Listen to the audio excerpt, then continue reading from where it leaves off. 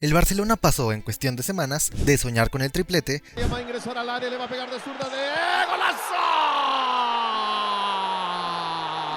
a caer eliminado de la Champions. Pegaron el toque, gol. ¡Gol!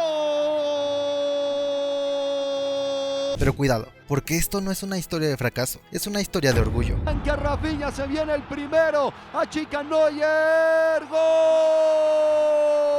De reconstrucción. Yamal le quiere pegar al arco, vio, buscó el angulazo. ¡Gol! De un equipo que ha vuelto a caminar entre gigantes después de haber sido arrastrado por el lodo durante años. Mal con el centro, segundo palo, Rafinha. Porque sí, el Barça perdió contra el Inter, pero perdió de pie, luchando con la cabeza en alto. Hoy no hay que hundir a este equipo en críticas, hay que aplaudirlo, porque lo que ha logrado este Barcelona esta temporada no es poco. Ganar la Copa del Rey frente al Madrid, pelear palmo a palmo por la Liga y alcanzar las semifinales de Champions en medio de una crisis económica brutal, sin grandes fichajes y con una plantilla formada por jóvenes de la casa. Un equipo al que no le exigían títulos, pero que terminó devolviéndole la ilusión a toda una afición que soñaba con enamorarse nuevamente de los colores blaugranas. Porque este Barça es adictivo, es un equipo que genera emociones que hace años no hacía. Porque ahora nuevamente, a pesar de la derrota, a pesar de la eliminación, nos vamos satisfechos sabiendo que el Barça jugó a un fútbol espectacular durante todo el torneo y que lo seguirá haciendo. ¿Queríamos el triplete? Claro que sí, había ilusión toda, pero eso no significa obligación. Este equipo lo dio todo, y eso debe celebrarse. Sin embargo, eso no significa que miremos hacia otro lado, porque también es verdad que hay errores, jugadores que ya no dan la talla, decisiones que pesan, y momentos que definen si un proyecto avanza o se estanca. Y hoy vamos a hablar de todo eso, porque este Barça merece respeto, una ovación por su grandísima temporada hasta el momento, pero también merece evolución, y dejar atrás todos esos aspectos clave que frenan la gloria blaugrana. Vamos a ello. Amigos míos, esto puede sentirse como una tragedia, como un déjà vu doloroso. Nos lleva de vuelta al Inter de Mourinho en 2010, nos recuerda la pesadilla de Roma, el silencio atronador de Anfield. Pero hay algo que diferencia a este Barcelona de aquellos capítulos oscuros. Este Barça compitió, este Barça volvió a semifinales, y lo más importante, volvió a hacer creer, porque este equipo, joven, valiente y con identidad, ha vuelto a plantar cara a todos, a Madrid, a Bayern, al Atlético, al Inter, al Dortmund, al Benfica. No ha habido rival al que no haya sabido responder, y eso, en medio de una crisis financiera, sin fichajes estrella, es una hazaña. Se volvió a tener fe en el escudo, se volvió a temer al Barcelona, porque este no es solo un equipo, es un proyecto que mezcla presente y futuro, que respira Masía, pero también exige resultados, y justamente ahí es donde nace el verdadero dilema, porque si el Barça quiere volver a lo más alto, debe tomar decisiones difíciles. Hay jugadores que lo han dado todo, pero ya no alcanzan, y eso se debe decir con claridad. Gundogan lo advirtió en su momento contra el PSG. No basta con jugar bien, hay que aceptar los errores, hay que tener la humildad para mejorar. Y Ronald Araujo, por más que lo amemos por su entrega y carácter, no puede seguir fallando en los momentos más determinantes. Lo hizo en la ida, lo repitió en la vuelta, y ya ha estado en la foto de más de una noche trágica y en más de un partido difícil esta temporada. Pero no es el único, y ya hablaremos más a fondo de eso. Pero antes de caer en la tristeza absoluta por esta eliminación, hay que recordar de dónde venimos, porque aunque hoy duela, esto no es un fracaso, es una herida, sí, pero no una derrota estructural, es parte del camino de regreso a la cima. Pensemos por un segundo en lo que era el Barcelona hace apenas unos años. Después de Luis Enrique, el club no podía competir de verdad en Europa.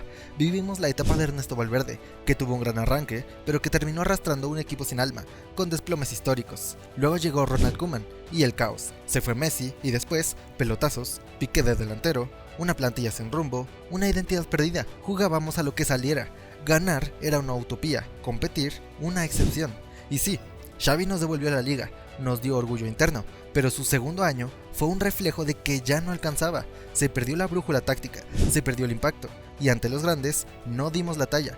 Por eso duele, pero también se valora. El Barça ha perdido su 10ª semifinal de Champions, pero esta vez cayó de pie, cayó compitiendo, cayó con identidad y cayó dando pelea hasta el último segundo.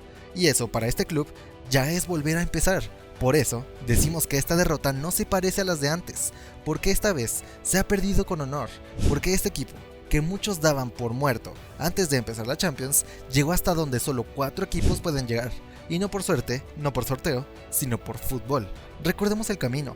Todo comenzó con una derrota 2-1 contra el Mónaco en fase previa, que hizo temer lo peor, pero el Barcelona respondió con carácter, goleó al Young Boys 5-0 sin piedad, le metió 4 al Bayern Múnich, sí, al Bayern, que venía destrozándonos en cada cruce europeo desde 2020, y lo hizo con un Rafinha brillante, con un hat-trick inolvidable. Se impuso con solvencia ante la Estrella Roja y también contra el Brest, y luego llegaron las verdaderas pruebas. Contra el Dortmund en Alemania se ganó 3-2 en un partidazo con nombres que hoy son bandera, Lamine Yamal y Ferran goles. Más tarde vino una remontada épica contra Benfica, donde Rafinha se vistió de héroe y marcó un golazo en el último minuto para hacernos de los 3 puntos. Se empató contra Atalanta, sí, pero nos clasificamos como segundos de la tabla por debajo de Liverpool. En octavos volvimos a vernos las caras con Benfica, y como un déjà vu, con todo en contra, un hombre menos por la roja Cubarsí, el equipo cayéndose de cansancio, Rafinha nos volvió a dar la gloria con un golazo al segundo tiempo. En la vuelta, un Lamine Yamal imparable firmó uno de los goles más impresionantes en la historia del Barcelona y condujo al equipo a ganar 3-1. En cuartos se humilló al Dortmund en el partido de ida, y aunque se perdió la vuelta, el pase a semifinales fue justo. En semis contra el Inter se empató la ida, se compitió y se ilusionó una vez más. Y ahora, para el partido de vuelta, vayamos al resumen del partido. Ahora vayamos con el resumen y análisis táctico del partido. El Barcelona se presentó con su clásico 4-2-3-1, fiel al estilo ofensivo que lo ha definido esta temporada. En portería estuvo Szczęsny, consolidado como titular tras su rendimiento solo durante los últimos meses. La defensa estuvo compuesta por Pau Cubarsí e Íñigo Martínez como centrales, con Gerard Martín como lateral izquierdo y Eric García como lateral derecho. Un once que generaba algunas dudas en fase defensiva, especialmente por la falta de experiencia en los costados. En el medio, Pedri y Frenkie de Jong formaron el doble pivote, mientras que Dani Olmo ocupó la media punta. En ataque, el tridente ofensivo lo lideraron Rafinha por izquierda, Lamine Yamal por derecha y Ferran Torres como 9. Un once ambicioso con intención clara de tener el balón, atacar por bandas y generar superioridades a través de asociaciones rápidas. El Inter, por su parte, no modificó su identidad, 5-3-2 como sistema base, con Sommer en portería, quien terminaría siendo el héroe del partido. La línea de 3 la formaron Acerbi, Bastoni y Bisek, mientras que Di Marco y Dumfries ocuparon los carriles, con un papel clave en transición. El centro del campo, el tridente Varela, Çalhanoğlu, Mkhitaryan fueron el motor, y en ataque, la dupla Lautaro Martínez, Thuram, que le ha dado tantas alegrías al técnico Inzaghi. El planteamiento inicial del Barça fue de presión alta, casi hombre a hombre. Ferran iba con Acerbi, Rafinha presionaba a Bisek y Lamine hacía lo mismo con Bastoni. Pedri y Dani Olmo seguían de cerca los interiores, mientras que Frenkie controlaba a Çalhanoğlu. Pero este planteamiento tenía un punto débil que el Inter supo explotar. Bastoni, el central italiano, con una salida de balón limpia y lectura precisa, fue el primer generador de desequilibrio. El Inter no intentó salir jugando en corto, sino que explotó las bandas a través de balones largos, especialmente al costado de Gerard Martín, que sufrió en los duelos individuales. El plan era claro, usar a Thuram para fijar a los centrales y que Dumfries atacara los espacios a la espalda del lateral culé. Esta jugada se repitió una y otra vez como patrón ofensivo, pero claro, no fue la única herramienta con la que contaba el conjunto italiano. El partido alcanzó un ritmo frenético. El Inter, con su estructura de bloques y transiciones rápidas, no solo resistía, contraatacaba con precisión, y aunque el Barça intentó mantener su presión alta como sello de identidad, simplemente no podía sostenerla durante 90 minutos. Cada vez que aflojaban un poco, Çalhanoğlu lo detectaba, se botaba a unos metros, recibía de espaldas y con un simple toque a banda activaba el vértigo. Di Marco por izquierda, Dumfries por derecha. Era como un botón de autodestrucción para el sistema culé. Pero ahí es donde comenzó la batalla de ajedrez, porque si alguien podía corregir desde dentro, eran Frenkie y Pedri, dos centrocampistas que llevaban el alma del Barça cosida a los botines, y que sabían que este partido exigía algo más que talento, pedía temple, pausa y liderazgo. Frenkie jugó un partido de mucho peso táctico, con Hansi Flick apostando por él como único pivote. Su rol era doble, debía iniciar la jugada desde la base y al mismo tiempo cerrar espacios cuando el Inter recuperaba. Por momentos, se metía entre Íñigo Martínez y Cubarsí, formando una línea de 3 centrales para atraer la presión de Lautaro y Thuram. Desde ahí, buscaba romper con un pase entre líneas, y ahí aparecía Pedri, ese jugador que siempre encuentra tiempo donde no lo hay. Cuando recibía de espaldas, no se desesperaba, giraba, aceleraba, encontraba a Yamal si el lateral estaba expuesto, o a Dani Olmo si detectaba una ventaja posicional. Incluso conectó con Gerard Martín en más de una ocasión, abriendo el campo. La forma en que el Barça atacaba fue también su mayor debilidad, porque cada intento por romper líneas era una moneda lanzada al aire. Si no salía perfecto, se convertía en una oportunidad para el Inter. Lamine Yamal, como en la ida, era el foco de todos los temores. Cada vez que recibía por la banda derecha tenía encima a Di Marco, Bastoni y hasta Mkhitaryan, 3 hombres encima para cortarle las alas antes de que volara. El Inter sabía que una jugada mágica podía cambiarlo todo, y prefería sacrificar hombres antes que darle espacio, pero esa presión sobre Yamal abría otros caminos. Pedri, con su inteligencia posicional, detectaba los espacios que dejaban esas coberturas múltiples. Ahí recibía, y ahí intentaba girar, buscaba el pase entre líneas. El problema era que cada intento se estrellaba contra un muro italiano, porque el Inter defendía con una doble línea perfecta. Los 5 de atrás y los 3 interiores formaban un bloque que se movía como si fueran uno solo. No había callejón libre, no había pasillos centrales. El Barça se vio obligado a jugar en horizontal y a correr riesgos para abrir el campo, y cuando esos riesgos fallaban, comenzaba la pesadilla. Ni siquiera hacía falta que el Barça perdiera el balón cerca de su área, bastaba con una pérdida en zona media para que el Inter activara su arma más letal, la transición. 1, 2 y 3 paredes, con toques verticales, triangulaciones a máxima velocidad y de repente, todo el bloque italiano estaba volando hacia el arco de Szczęsny. Así cayó el primer golpe. Minuto 21, Dani Olmo suelta un pase horrible y pierde el balón. En menos de 5 segundos, Thuram ya está arrancando entre líneas, su desmarque es milimétrico, Íñigo no llega a cerrar y cuando Lautaro recibe en el área, solo tiene que empujarla. 1-0, gol psicológico y gol quirúrgico. Pero el Inter no se detuvo, sabía que el Barcelona estaba tocado, ya que casi terminando la primera mitad, el escenario se repitió. Esta vez fue por la banda derecha. Gerard Martín, presionado por Dumfries, intentaba salir jugando, otro error y otro robo. Y otra vez Lautaro recibe en carrera. Lo derriba Pau Cubarsí dentro del área y penalti sin discusión. Çalhanoğlu no falla y el 2-0.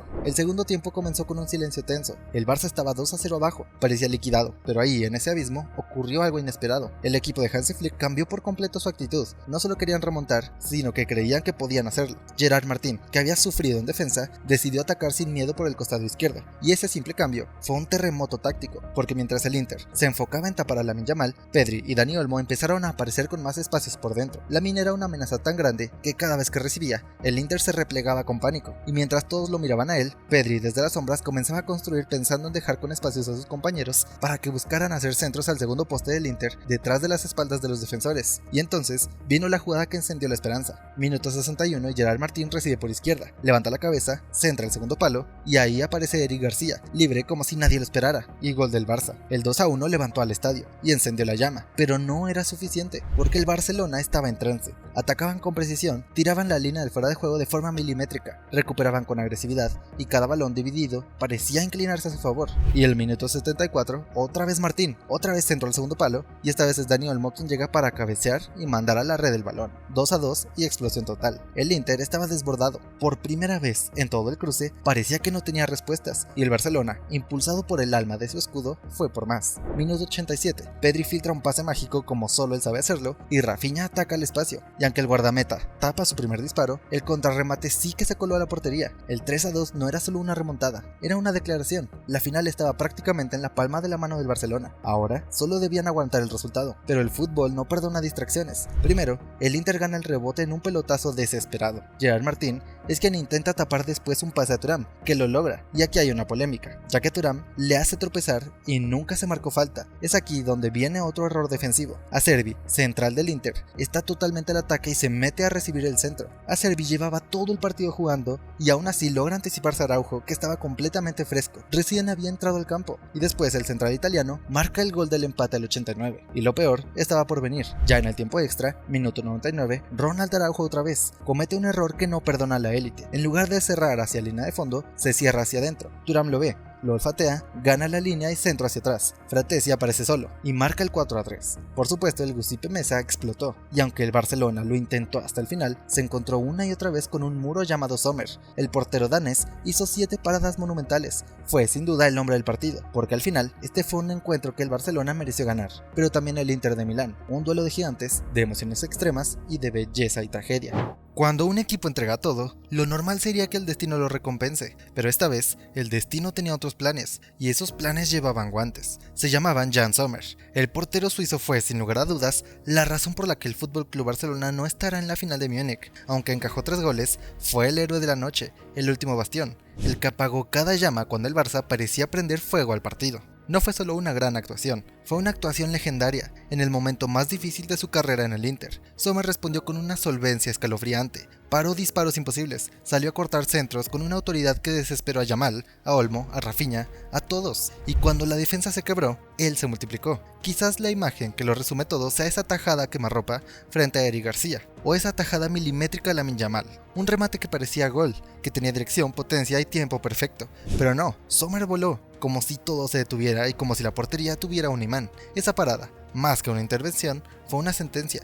El Barcelona intentó de todo, cambios, variantes, presión y posesión. Flick buscó soluciones desde el banquillo, Pedri lo intentó desde la frontal, Lamine encaró una y otra vez, incluso Lewandowski en los últimos minutos se plantó en el área para buscar su momento, pero no hubo manera. Cada disparo encontraba el mismo final, las manos del número 1 del Inter. Sommer se convirtió en el símbolo del muro que el Barça no pudo derribar, y así, mientras el marcador decía 4-3, el dolor era mucho más profundo, porque esta vez el Barcelona sí estuvo a la altura, esta vez sí creyó, sí remontó y sí emocionó, pero cuando el partido se volvió una guerra mental, una prueba de resistencia, el Inter de Milán tuvo a su gladiador bajo los 3 palos. No fue un fallo del Barça, no fue una mala estrategia, fue un duelo épico en el que apareció un héroe inesperado. Uno que no marcó goles, pero que los evitó todos. Uno que no celebró con los brazos abiertos, sino con las manos firmes y los reflejos de acero. Y mientras el Barça se desplomaba en el césped, con la mirada perdida y el alma rota, Sommer alzaba los brazos. No como un villano, sino como la prueba cruel de que en el fútbol a veces no basta con ser el mejor. Pero claro, el Barça fue mejor solamente en algunos aspectos del partido, porque es una realidad que el conjunto culé sí tiene una debilidad, y es la defensa. Hay derrotas que duelen, y hay derrotas que te desnudan. La eliminación en Milán no fue solo el final de una campaña europea, fue el reflejo brutal de una realidad que el Barça llevaba semanas ignorando, porque el derrumbe no comenzó en el Giuseppe Meazza, empezó mucho antes, y cada partido fue una grieta más en el muro. Todo se desató en Dortmund. Después de un 4-0 en la ida, el equipo se relajó, se permitió ceder el control, y el Borussia, sin nada que perder, marcó 3 goles que encendieron todas las alarmas. Se habló de exceso de confianza, de rotaciones, pero el problema no era circunstancial, era estructural. Después vino el Celta, en Montjuic, un 4-3 con sabor a derrota, porque si bien el Barça marcó 4 goles, volvió a encajar 3. El equipo ya no defendía como un bloque, los espacios entre líneas eran autopistas, las coberturas llegaban tarde, la saga se partía con una facilidad inquietante, y luego la final de Copa, un clásico, una guerra, y frente al Real Madrid, el Barça compitió con corazón, sí, pero recibió 2 goles tras el descanso, ambos a balón parado. La falta de Mbappé maquilló el caos, el cabezazo de Tchouaméni fue solo una advertencia, pero nadie quiso escucharla. Solo ante el Mallorca se logró mantener la portería a 0, y fue con sufrimiento, con angustia, y como si cada centro al área fuera una amenaza, como si el Barça ya no supiera cómo defender. Entonces llegó el Inter. En la ida, Thuram marcó a los 30 segundos, un déjà vu doloroso. Después Dumfries, por 2 veces, ganó por arriba. El juego aéreo, otra vez una pesadilla. Se empató 3-3, se celebró como una hazaña, pero ya no había margen de error, y en la vuelta, el castillo se vino abajo. 4 goles, uno por pérdida en medio campo, otro por penalti y otro por error individual, otro por colapso defensivo, todos distintos y todos evitables, pero todos con el mismo origen, un sistema que ya no sostenía a sus jugadores. Y entonces llegó Araujo. Entró en el segundo tiempo con una misión clara, sostener la línea y proteger el área, liderar desde atrás, pero ocurrió todo lo contrario. El uruguayo con su ingreso por Íñigo no sumó solidez, sumó errores, falló en la marca de Servi en el gol del empate y luego quedó completamente expuesto ante Thuram en la jugada que culminó en el 4-3 definitivo.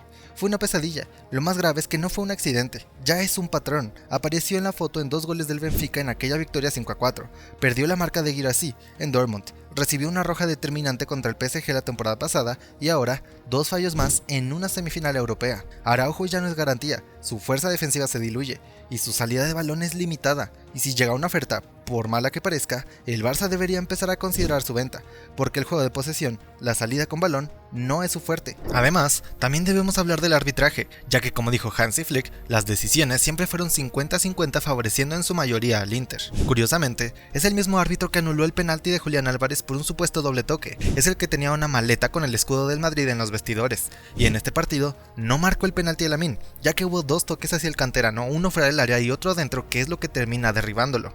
No marcó la falta a Gerard Martín, que le hace tropezar y termina en el gol del empate, y tampoco marcó la mano de Acerbi dentro del área que debió ser marcada como penalti. Después del golpe solo queda mirar hacia adelante, y si algo dejó claro este sistema de Hansi Flick es que el Barça necesita una reestructuración seria, no una revolución, pero sí cirugía de precisión. El equipo necesita centrales con jerarquía. Dean Huijsen sería un gran fichaje, pero el nombre que más fuerza toma es Jonathan Tah, solidez, experiencia y liderazgo. En los costados, urge renovar los laterales. Sin proyección, el modelo de Flick se ahoga. En el medio, Pedri necesita un socio de nivel mundial, un perfil como Musiala, que combine talento, vértigo y desequilibrio. Arriba, la situación de Lewandowski es insostenible a futuro. El polaco está en la recta final, y el nombre que más ilusiona es Julián Álvarez. Movilidad, olfato y hambre de títulos. Además, hace falta competencia real por las bandas. Nico Williams podría elevar el nivel de todos. Rafinha ha tenido una temporada brillante, pero ¿será sostenible? Ha sido clave en Copa, en Champions, en Liga, pero quizás solo sea su pico máximo. El Barça no puede seguir dependiendo de picos,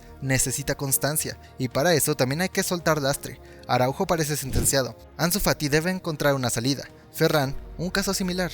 Ya no hay espacio para esperar milagros. El futuro no puede construirse con promesas, solo con certezas. Pero amigos míos, incluso en la derrota, hay señales de un futuro brillante. Sí, el Barcelona cayó, no llegará a la final de Múnich, pero lo hizo peleando como lo que es, un gigante. Este equipo no renunció nunca, mantuvo su identidad, estilo y valentía. Jugó un partido digno de la historia del club, y si el fútbol fuese justo, hoy estaríamos hablando de una remontada épica. Pero hay algo más importante que un resultado, el proyecto. El Barça actual tiene cimientos firmes. Lo más valioso no está en los fichajes, sino en su esencia. Las eras doradas de este club siempre comenzaron en casa, con los canteranos de la Masía guiando al primer equipo. Y hoy, el ciclo se repite. Pau Cubarsí, Alejandro Balde, Marc Casado, Marc Bernal, Gavi, Dani Olmo y por supuesto, Lamine Yamal. La nueva guardia ya está aquí, son blaugranas desde la cuna, saben lo que representa este escudo y lo llevan con honor. ¿Les suena familiar? En 2007, el Barça cayó en semifinales ante el Manchester United. Messi aún vestía el dorsal 19. Parecía una decepción, pero era solo el prólogo de una era que cambiaría el fútbol para siempre. Un año después, el sextete, con Messi vistiendo la 10. Hoy, Lamine Yamal también lleva el 19, y también ha encendido la chispa de algo grande, algo que aún está por florecer. Este año el Barcelona ya ha dado un golpe de autoridad, campeones de Copa del Rey, humillando 2 veces al Real Madrid, semifinalista de Champions, y con opciones reales de ganar la Liga. Es una temporada histórica, y si se cierra con un doblete, será inolvidable. Pero incluso si no se gana nada más, lo conseguido ya marca el renacer de un club que estuvo a punto de desaparecer. Hoy compite, emociona y sueña. Y esto apenas comienza, porque el Barcelona no es solo un equipo, es una idea y una generación que crece unida. Es un futuro que vuelve a ser azul y grana. Volveremos a semifinales, volveremos a la final y volveremos a reinar en Europa. Es el primer capítulo de una nueva era blaugrana.